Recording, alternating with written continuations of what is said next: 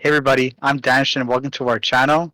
And today I'm here with my Hi buddy there. Caleb. And today we'll be talking about basic Python tutorial and how to write your first line of code, how to set up your IDE, and what is Python. Python is a very high-level language with a very low entry point. It's incredibly readable and incredibly easy to get started in. Many large Fortune 500 companies use it in their publicly facing services. Instagram uses it, Spotify uses it, lots of other companies use it. NASA even uses it in their company. It's an incredibly useful, versatile, and fully functional language. Alright, so what job opportunities can you get with using Python? So let's say after 2 years or a year even, you've mastered Python and you decide you're ready to get a job. What jobs can you get? So some of the jobs that we listed right here are data scientist, Python developer, data engineer, machine learning engineer, and full stack dev. On a side note, some of these jobs require a college or a bachelor's degree or even a master's for AI, and some of them require PhD. And so, if you're trying to do AI, I recommend getting a degree and master's, because from what I heard, most companies won't take you that serious. And AI is more of an academia research level.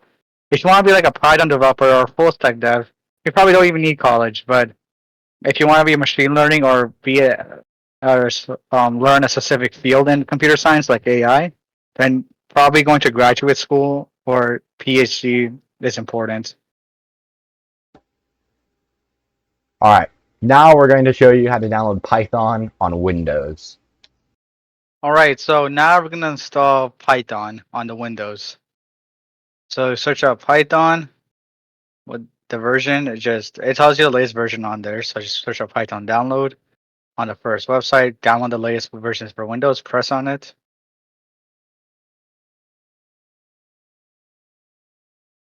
It's gonna ask you to save the file name.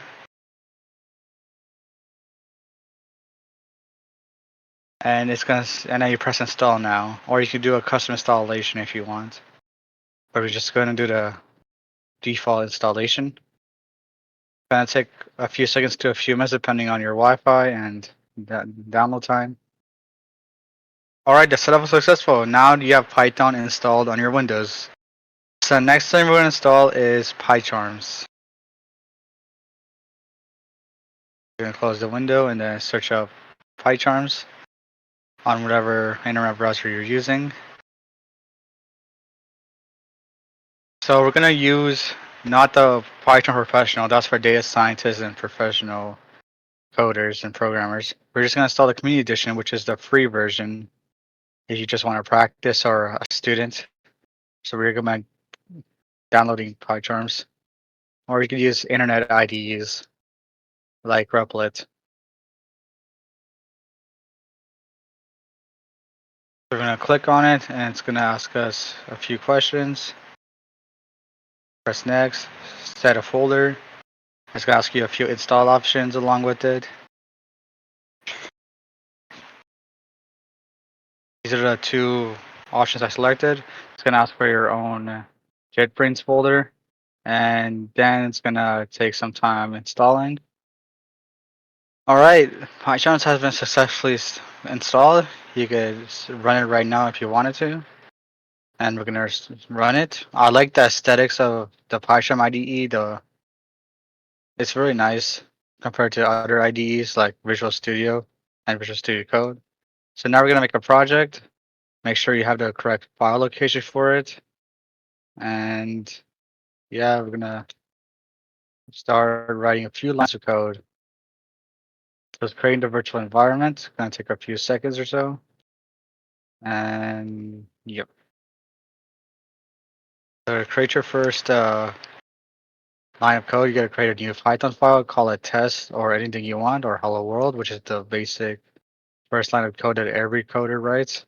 And we're gonna print hello world, which the machine's gonna read, or print hello, which is gonna read hello in the terminal.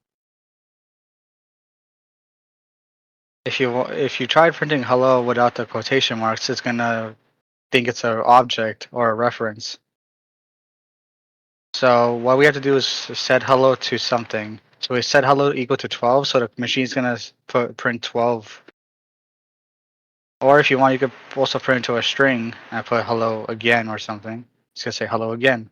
Whatever you put in that hello variable is gonna be stored into the print. It's gonna be printed out. Even if you print doubles like 13.2, gonna print. And yeah, that's your first line of code right there and how you install. And now we're gonna show you how to install Python on the Linux OS. Alright, I'm going to be showing how to install Python for Fedora. This will work for any OS running the DNF package manager. Most distros do have their own dedicated Python library though, or Python installation. So you should just be able to basically follow this and replacing DNF with your package manager. So I'm logged into a Fedora 40 right here, and we're just first going to sudo DNF install Python and type in our password, and this will search and then install the Python unversioned command. You can see that it's Python version 3.12 in this top right here. And now that Python is installed, we can see that we have the Python version command. So that's good. But we also need pip to manage our packages. So we can sudo dnf install pip. Some distros come with their pre-installed version of Python and pip. And there are ways to change where you have them installed and which version you're using. But because we're just going to be using 3.12, we're just going to stick with that. Now you can make files. I'm not using a desktop environment right now, so I can't exactly install VS Code or PyCharm, but you can make files in Linux using the touch command. And if you touch hello world.py, you can see that I have this file here. I'm going to open it, and now I can print basically the same thing. I can print hello. And now if I run this with the Python command, you can see that it prints it. And same thing, if I try to print hello with no quotation marks, you're gonna get an error. Hello is not defined. And once again, you can define hello as hello equals, or you could do a string. We do hello here. Now it'll print hello you. Same with integers. And that's how you install Python on Fedora.